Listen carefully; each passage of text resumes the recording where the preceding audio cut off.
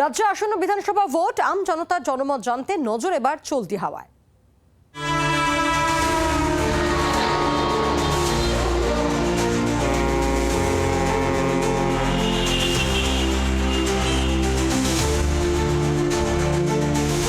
হাওয়ার সঙ্গে ভোটের উত্তাপ একেবারে গরম, এবং সেই সঙ্গে আমরা জেনে নেব চলতি হাওয়া কি বলছে আজকাল ভোটের বাজারে। চলুন আমাদের সঙ্গে।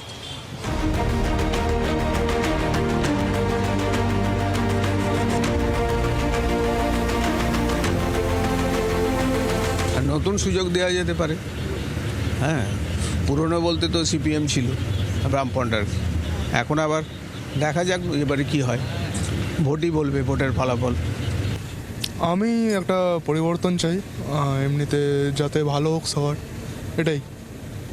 কেন পরিবর্তন কেন চাইছেন? কি কি দিকে মনে হচ্ছে যে পরিবর্তন হলে ভালো হয়? দেখুন, এডুকেশনে যেন একটু ইমপ্রুভমেন্ট আসুক, তারপর চাকরির দিকে যেন লে অফ কম হোক। আমরা তৃণমূলকে চাই। যা যা পরিষেবা পেয়েছেন তাতে আপনাদের নিশ্চয়ই উপকারী হয়েছে, তাই জন্যই অবশ্যই উপকার হয়েছে, অনেক উপকার হয়েছে, এবং আমার কি সমাজের সবারই উপকার হয়েছে। বিজেপি সরকারকে তো অনেক মানুষই তো চাইছে, কিন্তু আসার চান্সটা কম বিজেপি সরকারে।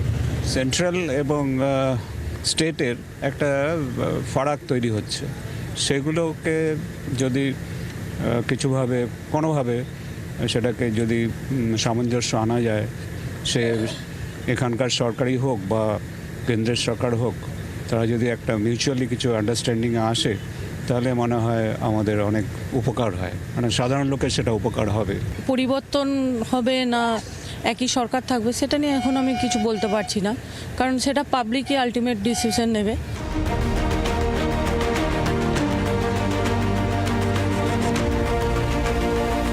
সরকার বারবার করে বলছে যে নারীদের সুরক্ষার ওপর জোর দেওয়া হচ্ছে, শিক্ষার ওপর জোর দেওয়া হচ্ছে।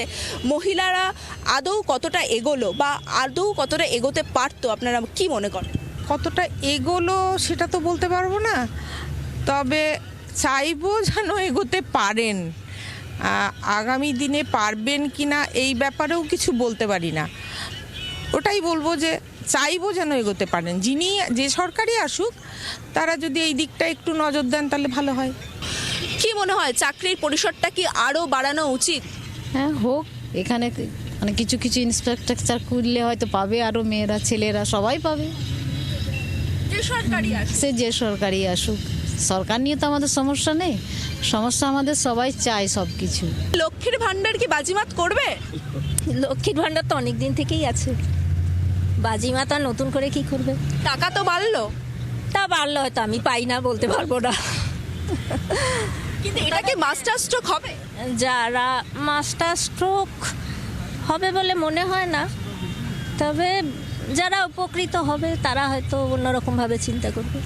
কটা টাকায় ১,৫০০ ২,০০০ টাকায় কারো দিন মাস চলে না, সেখানে যদি একটা চাকরি দিতে পারতো তাহলে তার ফ্যামিলি বেঁচে যেত। এরকম অনেক ফ্যামিলি আছে যারা মানে অনেকটাই নিম্ন ইয়েতে, তাদের হয়তো একবেলা ভাতও জোটে না, তো তাদের জন্য খুব উপকার হতো। এটা চাকরি খুব দরকার। ১,০০০ টাকা ১,৫০০ টাকার কী হবে? ওরা বাচ্চা ছেলে কাঁদলে সে একটা করে দিত না, সেই অবস্থা। চাকরি দরকার। ধরুন আপনারা যারা হাউস ওয়াইফ, এই ১,৫০০ টাকাও তো অনেকেরই প্রয়োজন, হাত খরচার জন্যও তো প্রয়োজন। আপনারা কি মনে করছেন? আমরা তো পাই না, আমি আর কি বলবো। হ্যাঁ, দিলেও ঠিক আছে, না দিলেও ঠিক আছে, কোনো নেই এতে। যারা পাচ্ছে তাদের সুবিধা হচ্ছে। কয়েক বছর ধরে আমরা যে পরিস্থিতির মধ্যে দিয়ে যাচ্ছি, শিক্ষিত যুবক, স্বাস্থ্য পরিষেবা, শিক্ষা, সব দিকের হাল খুবই খারাপ। সরকারি স্কুলগুলো যদি আরও ভালো করে পড়াশোনা হয় সেটাও খুব ভালো হয়। তাহলে হ্যাঁ হ্যাঁ হ্যাঁ, অনেকেই তাহলে সেটা চাইলে পড়তে পারে। ফিজ বৃদ্ধিটা একটা সমস্যা স্কুলের, প্রত্যেক বছর যেটা আমরা দিয়ে থাকি। প্রাইভেট স্কুলগুলোতে পড়ে আমার ছেলে, তো সেক্ষেত্রে প্রত্যেক বছর যেগুলো থেকে থাকে সেগুলো তো আমাদের দিতেই বাধ্য আমরা পড়ানোর জন্য। শিক্ষা কি তাহলে একটা বড় ইস্যু হবে এবছর ভোটে মনে হয়? না, শিক্ষা বড় ইস্যু হবে বলে আমার মনে হয় না। একটা রুলিং পার্টি যদি one time, second time, third time, fourth time, যেটা আগেও দেখেছি, একটা করাপশান ঢুকে পড়ে, তার জন্য মনে হয় যে কিছু চেঞ্জ হওয়া দরকার, তাতে কি হয়, উন্নতিও হয়। এই তৃণমূল সরকার তো ধরুন 15 বছর টার্ম তো রাজত্ব করলো, এবার একটা নতুন সরকার আসুক, আমরাও দেখি হ্যাঁ যে কী ভালো খারাপ কি করে না করে। তো নিশ্চয়ই আমরা ওটা দেখতে চাই লাস্ট আরেকটা সরকারকে টেস্ট করে যে ওরাও কী করছে। বাস আমরা আর ক বছর ওটাও তো একবার দেখে নেওয়া হবে। সবাই তো অনেক কিছু মানে পশ্চিমবঙ্গের পঞ্চম দৃশ্যটা আমরা দেখে গেলেই ভালো হতো। হয়তো এরপর কে আসবে, আমরা থাকবো না থাকবো, দেখি যা ভালো ছিল এই কারঙ্গা সেই কারঙ্গা, দেখা যাক কী হয়। ইয়ং জেনারেশান যাদেরকে আমাদের ভবিষ্যতের জন্য এগিয়ে যেতে হবে, তাদেরকে উন্নত করার জন্য কোনো দিক দিশা নেই এই সরকারের তরফ থেকে।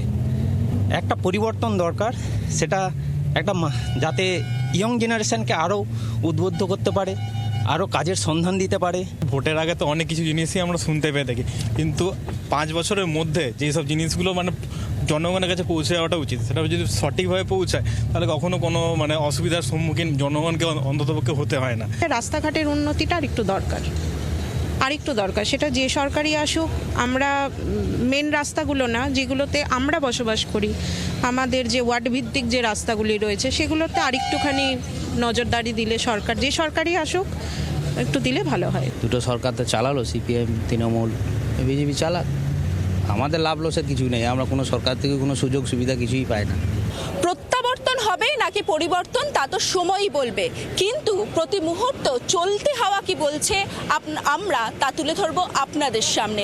আজকে এই পর্যন্তই, পরবর্তী দেখা হবে নেক্সট এপিসোডে।